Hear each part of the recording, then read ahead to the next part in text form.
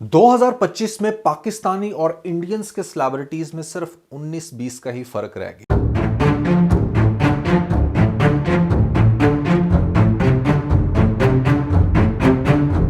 एक वो जमाना था जब पाकिस्तान के सेलिब्रिटीज एक अपनी पहचान रखते थे। इतनी दूर भेज दूं कि की गोद रंग से। अब ये मत लिख देना कमेंट्स के अंदर के 30 साल पहले तो सब शरीफ थे, बॉलीवुड तब भी बहुत ज्यादा बोल्ड था। है तेरे पास क्या और आज भी वैसा ही है। आज की रात लेकिन अगर पाकिस्तान की बात की जाए तो हमारा पुराना कंटेंट कुछ इस तरह का दिखता था। में नजारा जदों दी तस्वीरा रेशम का है लहंगा मेरा जाली की चुनरिया। और अब पाकिस्तान का कंटेंट मोर और लेस बॉलीवुड जैसा है। होने वाली है मेरे 400 मैं खोया खोया तेरे बिना समा है ये आई नो आप में से बहुत सारे लोग ये सोच रहे होंगे कि हमारा भी कुछ पुराना कंटेंट बहुत ही ज्यादा वाहियात था।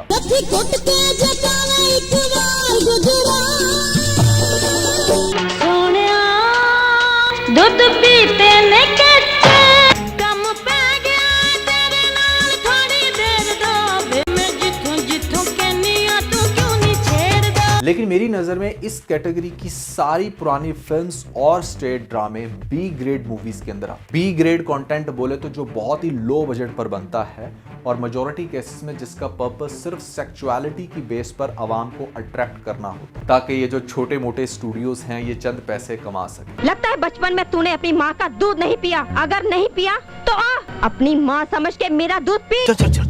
इनमें इंटेंशनली आपको इस तरह के कैरेक्टर्स दिखाए जाते हैं जो वॉलंटियरली अपनी बॉडी के डिफरेंट एरियाज को रिवेल करते हैं ताकि आप लोग अपनी जुबान बाहर निकालकर उस टिकट के पैसे देने पर मजबूर हो जो जिसकी वजह से उन्होंने वो सारा कुछ बनाया। तो बी ग्रेड मूवीज इंडिया में भी बनती थी उस टाइम और आज भी बन रही हैं जिसके अंदर ऑलमोस्ट आपको पॉर्न दिखाया जाता है। तो हमारी बी ग्रेड मूवीज उनसे बेहतर होती थी, लेकिन इस टाइम मैं वहां नहीं जाऊंगा क्योंकि ये टॉपिक नहीं है। क्योंकि अगर बात की जाए अडल्ट कंटेंट की तो वो किसी भी मुल्क के अंदर किसी भी तरह का कंटेंट बनता है। लिहाजा ये समझ लेना कि पाकिस्तान किसी पैराडाइज से कम नहीं है। यहाँ पर दूध की नहरें बहती हैं और ऐसे में सब अच्छा होता है, तो ये गलत होगा। What I am trying to say कि ऐसा क्या हुआ कि पाकिस्तान के हाई बजट की मूवीज जो पहले बड़ा डिसेंट कंटेंट बनाती थी आज वो बॉलीवुड के ऑब्सेशन का शिकार है। क्यों हमारे एक्टर और एक्ट्रेसेस बिल्कुल उन लोगों को कॉपी करने लगे? क्यों हमारे फिल्म्स और इवन के ड्रामास के अंदर भी वल्गैरिटी बढ़ती जा रही? तो इन्हीं सारी चीजों को मैं बहुत अच्छे से एक्सप्लेन करने वाला हूं आज के इस वीडियो में विद लॉजिक। लेकिन पहले आप लोगों से सिर्फ इतनी रिक्वेस्ट है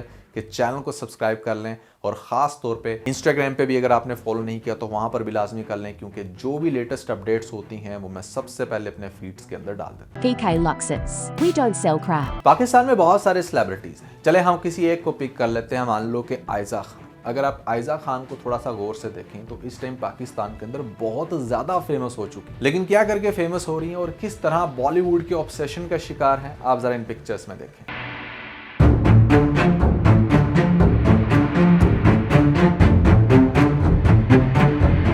और ये सिर्फ एक आयजा एक्ट्रेस की बात नहीं है, पाकिस्तान की हर सेलिब्रिटी का यही हाल है। यहां पर सिर्फ मूवीज के अंदर ही नहीं बल्कि ड्रामों के अंदर भी कॉपी करने की कोशिश की जाती है।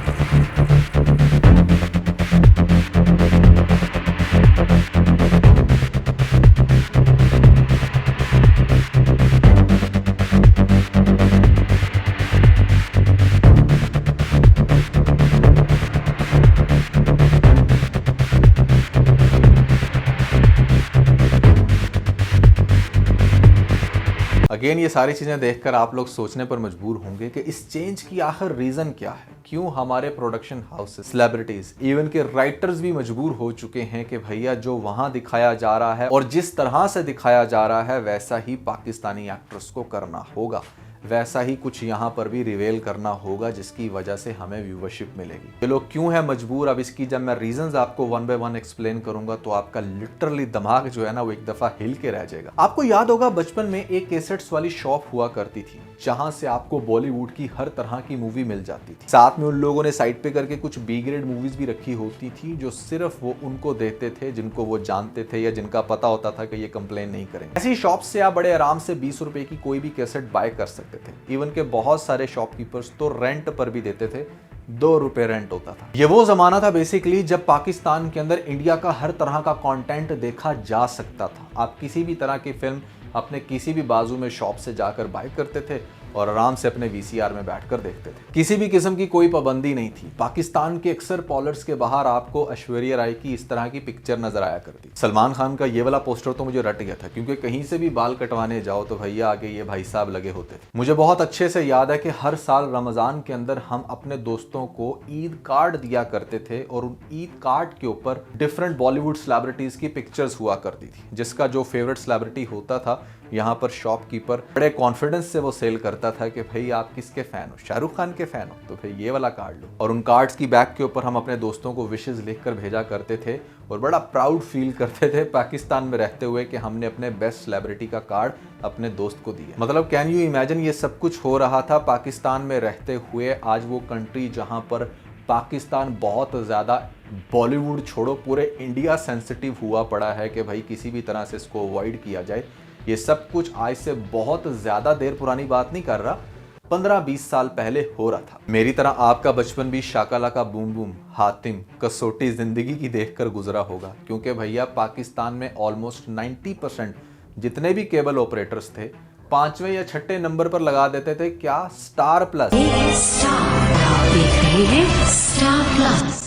अर्ली 20 से लेकर 2008 तक जितने भी लोगों ने पाकिस्तान में रहते हुए ड्रामा देखा वो शायद इंडिया का ही देखा हो। तो मेरी तरह जितने भी मिलेनियल्स थे, जो बेसिकली जेन ज़ी से पहले की जनरेशन, इनमें से जो लोग भी पाकिस्तानी ड्रामास में गए या फिर फिल्म्स में गए तो सबसे बड़ी विश यही होती थी कि किसी भी तरह से बस बॉलीवुड स्टार जैसा दिखना है या फिर पाकिस्तान छोड़कर इंडिया में ही चले जाना है, क्योंकि भैया फ्यूचर तो सिर्फ बॉलीवुड में है और स्टार सिर्फ वहीं पर बन सकते हैं। तानिया आमिर के बॉलीवुड डेब्यू से मुतालिक खबर सामने आ गई। लेकिन सिर्फ मिलेनियल्स का ही बॉलीवुड स्टार्स को अपना हीरो मानना रीजन नहीं है। पाकिस्तान में आजकल जो कुछ भी दिखाया जा रहा है इसके पीछे रीजन महज ये नहीं, एक और भी बहुत बड़ी रीजन है जो आपके चारों तबक रोशन करने वाली। बेसिकली हम कह सकते हैं कि इंडिया अपने रिलीजन के कुछ फ्रीडम की वजह से इस तरह का बोल्ड कंटेंट 90s या फिर अर्ली 80s से ही बनाता आ रहा है। उसकी वजह यह है कि वहां पर लोग सच कोई क्रिटिसाइज करते नहीं है और जो मेकर्स हैं वो बड़े चालाक हैं। उनको बहुत अच्छे से पता है कि इस चीज को कितने बेहतरीन तरीके से अवाम में कैश किया जा सकता है, सिर्फ अपने ही कंट्री में नहीं बल्कि बॉर्डर पास भी। तो जब इंडिया का बोल्ड कंटेंट हमारे डिसेंट कंटेंट के साथ कंपीट करता था तो यहां पर हमेशा जीत होती थी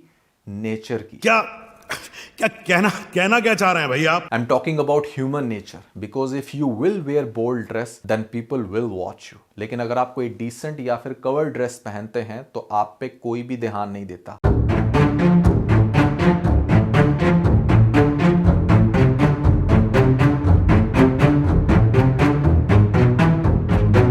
So it's not about the content, it's about the human nature। अगर सिनेमा के बाहर किसी बोल्ड लड़की की पिक्चर लगी होगी वर्सेस एक ऐसी जगह जहां पर एक डिसेंट पिक्चर लगी हुई है तो मोस्ट लाइकली आपको रश उसी जगह दिखेगा जहां पर वल्गैरिटी थोड़ी ज्यादा होगी, क्योंकि भैया मूवीज का डायरेक्टली ताल्लुक आपकी इंटरटेनमेंट के साथ होता है। और आप ये बात मानो या ना मानो, दुनिया की सबसे बड़ी इंटरटेनमेंट सेक्स है। अरे बाप रे, ये तो धोती खोल रहा है। तो यही वो टेक्निक है जिससे प्ले करता आया बॉलीवुड पिछले 40 साल से। Because you can not fight with your nature, you can change it, but उसके लिए बहुत करेज चाहिए, बहुत पैशन चाहिए और बहुत IQ चाहिए, जो हर एक के पास मेरे ख्याल से नहीं होता। पिछले 40 साल में बॉलीवुड ने अपने इस तरह के कंटेंट से इतना पैसा छाप लिया है कि अब वो एक मेगा जायंट बन चुका है। एक ऐसा जायंट जिसको गिराना सिर्फ मुश्किल ही नहीं बल्कि नामुमकिन बन चुका है, क्योंकि अब वो फाइनेंशियली भी इतना स्टेबल हो चुके हैं कि उन्हें कोई फर्क नहीं पड़ता कोई क्या कहे। तो 90s and early 20 was the high time जब इन कंटेंट को बहुत अच्छे से ब्लॉक किया जा सकता था और यहाँ पर पाबंदी लगाई जा सकती थी, जो अब लगी है पाकिस्तान में।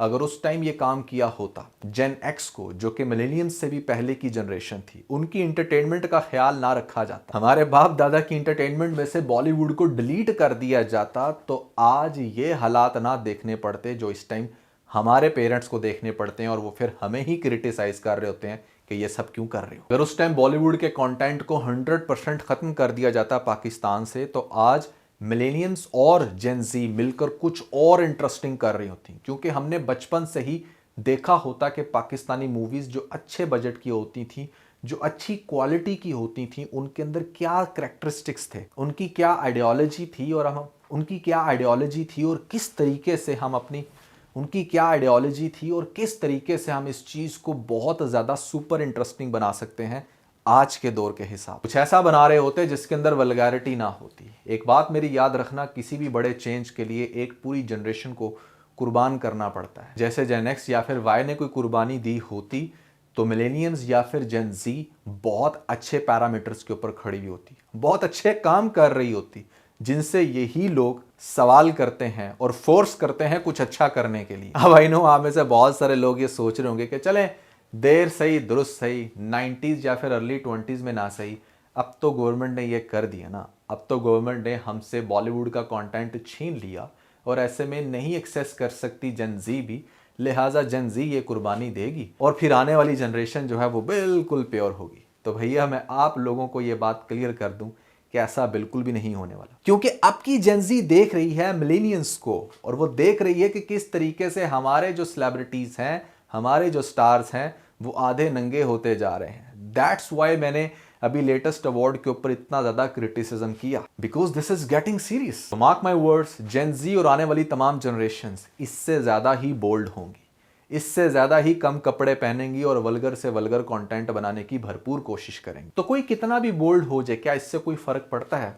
शायद नहीं, और हाँ भी, हाँ तब कि अगर आप किसी रिलीजन की वैल्यूज को फॉलो करते हैं, अगर आपको लगता है कि पाकिस्तान एक इस्लामिक स्टेट है और यहाँ पर इस्लाम का कानून होना चाहिए, तो फिर शायद फर्क पड़ेगा। तो इसलिए आपको डिसाइड करना है कि आपने एक्चुअली में क्या देखना, क्योंकि राधा तब तक नाचेगी जब तक उसके पाँव में कोई ना कोई घुंघरू डालेगा या फिर ऐसे में नोट निछावर करेगा, उसको प्राइज करेगा। एंड मोस्ट इंपॉर्टेंटली, जब तक आप अपनी एक बाय डिफॉल्ट ह्यूमन नेचर के ऊपर थोड़ा कंट्रोल पाना नहीं सीखो, जब तक आपकी जुबान किसी लड़की का क्लीवेज या फिर लड़के के सिक्स पैक्स देखकर बाहर आना बंद नहीं हो जाती, so you need to decide कि आपने क्या करना। तो आज के लिए बस इतना ही। अगर आपको इस वीडियो के अंदर कोई एक चीज़ भी अच्छी लगी हो तो प्लीज़ चैनल को सब्सक्राइब लाजमी कीजिएगा और बेल आइकन को लाजमी प्रेस कर लीजिएगा, क्योंकि यहाँ पर पाकिस्तानी ड्रामास के बेहतरीन रिव्यूज़ दिए जाते हैं। और ख़ास तौर पे अगर आप लोगों ने हमारा कोई TBC नहीं देखा, जो कि दी बोल्ड कपल शो है, तो उसका भी लिंक आपको ऊपर मिल जाएगा। जल्दी से लिंक पे क्लिक करके वीडियो देख के अपना फीडबैक मुझे ज़रूर दीजिए।